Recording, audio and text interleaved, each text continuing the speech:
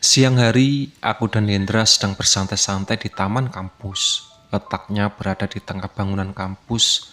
Di sana terdapat meja dan kursi yang terbuat dari semen. Hendra, Wildan mana? Tanyaku pada Hendra yang sedang menatap layar ponselnya.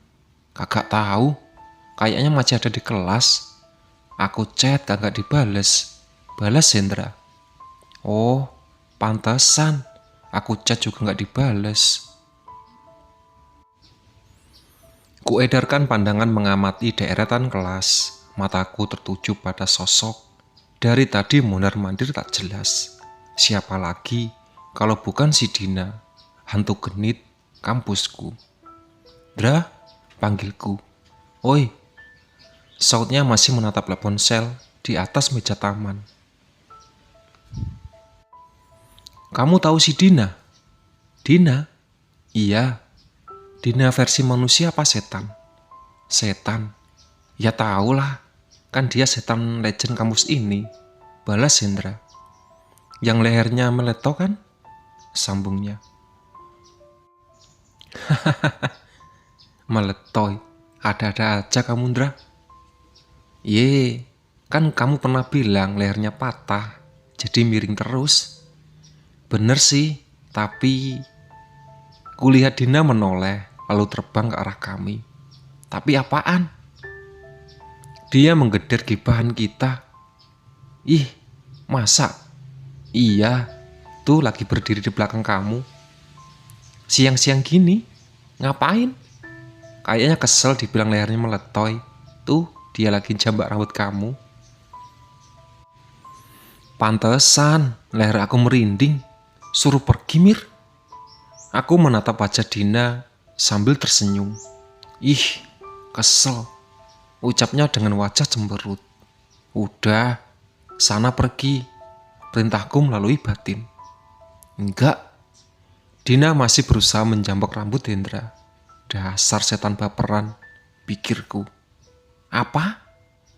Dina melotot ke arahku, tentunya dengan kepala yang masih miring 60 derajat.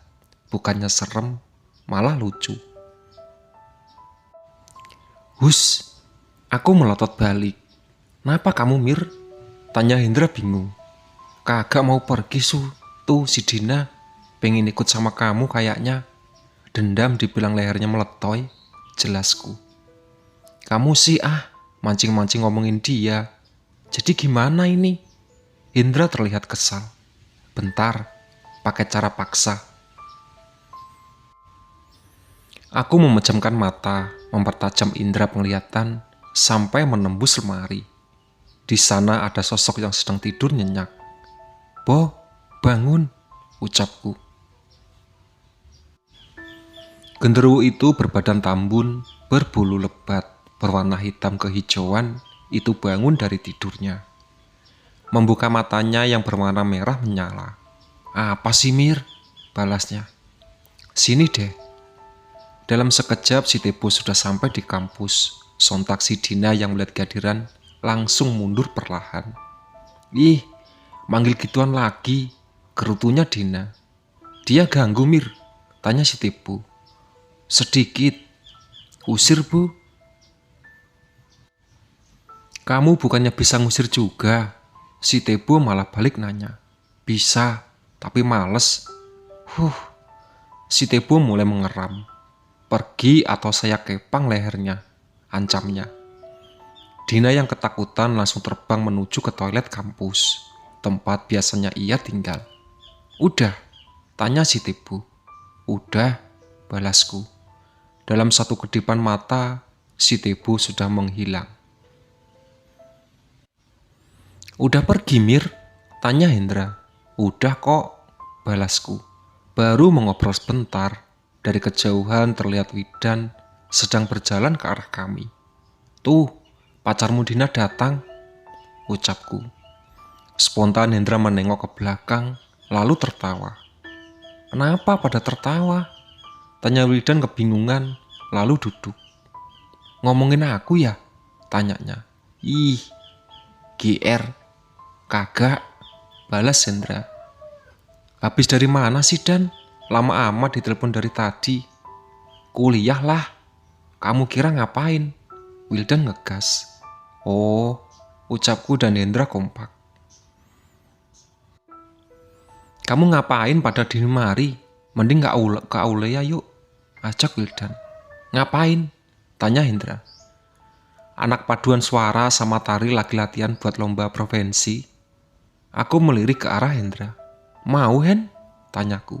Ayolah, temenin aku. Aku tahu nih, kamu mau ngeliat si Hani kan? Ucap Hendra. Oh, si Hani anak paduan suara, timpalku. Iya, Mir. Ya, sambil menyelam minum air, sambil nonton mereka latihan sekali lihat Hani. Ucap Wildan tersenyum lebar. Yuk, yuk, sambungku sambil berdiri. Ya udah deh. Aku pun berdiri diikuti Hendra, kemudian berjalan menuju ke Aulia. Sesampainya di aula, suasana tidak terlalu ramai. Kami duduk di kursi, lantai 2 yang berhadapan langsung dengan panggung. Mana, Den? Tanyaku sambil mencari keberadaan Hani. Mana ya? Wildan fokus menatap ke arah dekat panggung. Pandangannya menyisiri setiap inci area tersebut. Tuh, ucapnya sambil menunjuk seorang wanita berambut pendek yang sedang duduk di geretan kursi depan panggung. Belum latihan dia? Tanya Hendra. Belum kayaknya, masih giliran anak tari, balas Wildan. Anak tari sudah berjejer rapi di atas panggung. Tak lama musik tradisional mulai terdengar. Aku pun mulai bergoyang mengikuti irama. Kuperhatikan kedua sahabatku yang duduk di samping. Mereka sangat fokus sekali melihat penampilannya. Sementara aku lebih fokus terhadap sosok wanita yang ikut menari. Gerakan tarinya berbeda dengan yang lain. Pakainya pun begitu. Rambutnya terlihat berantakan. Aku sangat yakin dia bukan manusia. Tahu nggak sih kamu? Di antara anak tari ada cewek yang ikut nari juga, ucapku.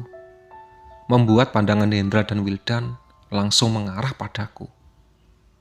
Masa sih, Mir? Tanya Hendra. Iya, balasku. Tuh, musiknya udah mati, tapi dia tetap nari, ucapku. Sosok apa sih? Tanya Wildan. Yang jelas bukan kuntilanak, balasku. Terus apa? Mau kenalan? Ogah, kayaknya sih semasa hidupnya penari. Penasaran aku pun memanggilnya. Ia pun terbang perlahan ke arah kami. Kini aku bisa melihat wajahnya dengan jelas. Kulihat wajahnya terkelupas, sebagian mengeluarkan darah.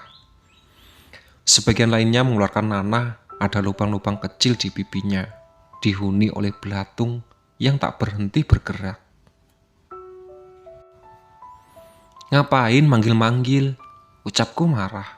Enggak, cuma pengen ngobrol aja, balasku melalui batin. Kamu kentut ya, Dan? Tanya Hendran. Kagak, balas Wildan. Kamu ya, Mir? Kagak. Kok tiba-tiba bau sih? Hidung sama mulut kamu kedeketan, Hen, balas Wildan diikuti tawa. Aku pun hanya tersenyum, padahal bau itu bersumber dari penari yang ada di dekat Hendra. Ih, asli bau banget deh. Hendra terlihat kesal sambil menutup hidungnya. Maklum aja, dia kagak pernah mandi, balasku sambil melirik ke arah si penari. Siapa? Tanya Wildan.